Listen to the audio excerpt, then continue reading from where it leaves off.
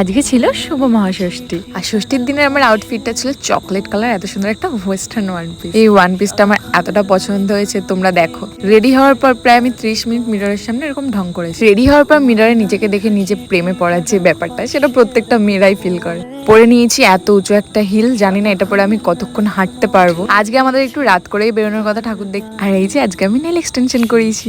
তারপর রনি এসছে ওই 10:30 নাগাদ। তারপর আমরা বেরিয়ে সবার প্রথমে চলে গেছি কল্যাণী সেন্টার পার্কের অপোজিটে থানার মাঠ। আর এনি তো এসে ভীষণই ফোনে ব্যস্ত হয়ে গেছে। এটা হচ্ছে আমাদের কল্যাণী সেন্টার পার্কের অপোজিটে থানার মাঠে যে প্যান্ডেল, এটা ভীষণই ভাইরাল একটা পপুলার প্যান্ডেল। পুরো কল্যাণীতে যত বড় বড় প্যান্ডেল করুক না কেন, এখানে কল্যাণীর প্রত্যেকটা মানুষ এসে দুর্গাপুজোর সময় আড্ডা দেবেই। তাই প্রত্যেকবার পুজো এই জায়গাটা ভীষণই জমজমাট থাকে। তারপর ইনি প্রত্যেকটা মেলার মতো হাতে দুটো মধুরা কেক নিয়ে নিয়েছে। আমি যেহেতু মধুরা কেক খাবো না, তাই আমি চলে গেছিলাম মকটেলের।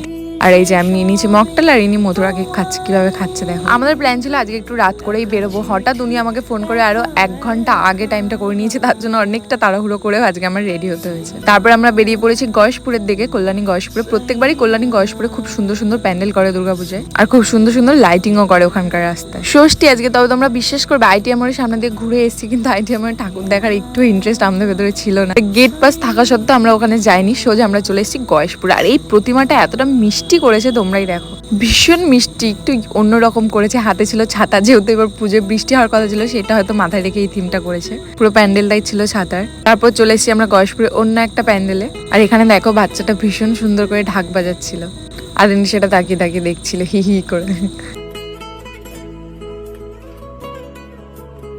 গয়েশপুরে আমরা আগের বারও ঠাকুর দেখতে এসেছিলাম, সেম এই রাস্তাতে, এই লাইটিং, এই প্যান্ডেলেই। সেটা দেখেই আমরা মনে করছিলাম যে আগের বারের সময়টা অন্যরকম ছিল, আর এবারের সময়টা পুরোটাই চেঞ্জ হয়ে গেছে। মানে 1 বছরের মধ্যে সময় কতটা তাড়াতাড়ি বদলে গেছে। এই প্যান্ডেলটাও ভীষণ সুন্দর করেছিল, লাইটিং ছিল খুব সুন্দর, আর এই থিমটা দারুণ হয়েছিল। আর এই প্যান্ডেলের মায়ের প্রতিমাটা এতটা সুন্দর করেছে, অনেকটা ইউনিক একটা প্রতিমা করেছে।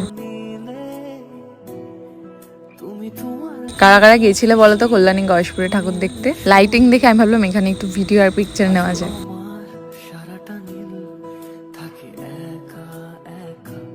তারপর আমরা ওখান থেকে মোমো খেয়ে চলে এসেছি সোজা কল্যাণীতে। গয়েশপুরে এবার খুব একটা প্যান্ডেল করেনি, প্রত্যেকবার প্রচুর প্যান্ডেল করে, এবার দেখলাম অত একটা প্যান্ডেল হয়নি। আর এখানে ইনি এনার ফ্রেন্ডের ছবি তুলে দিচ্ছিল। তারপর দুজন মিলে খাবার অর্ডার করে একটুখানি কাউতালি করছিলাম আর কি। ও হ্যাঁ, আমরা কিন্তু আজকে দুজন যাইনি, রনির ফ্রেন্ডও ছিল আমাদের সাথে, 3 জন গেছিলাম আজকে। তারপর খাবার চলে এসেছিল, তারপরে আমি রনিকে সার্ভ করে দিচ্ছিলাম, কারণ ইনি এখানে খেতে এসে ফোনে ভীষণ ব্যস্ত হয়ে গেছিল। দেন খাওয়া দাওয়া করে আমাদের আইটিএমআর ঠাকুরটা রাতে যাওয়ার সময় দেখার কথা ছিল। ভীষণ টায়ার্ড ছিলাম আর এনার্জি ছিল না, তাই আমরা ভাবলাম বাড়ি যাওয়া যাক, অন্য একদিন আইটিএমআরটা দেখবো। So tata, bye bye, good night.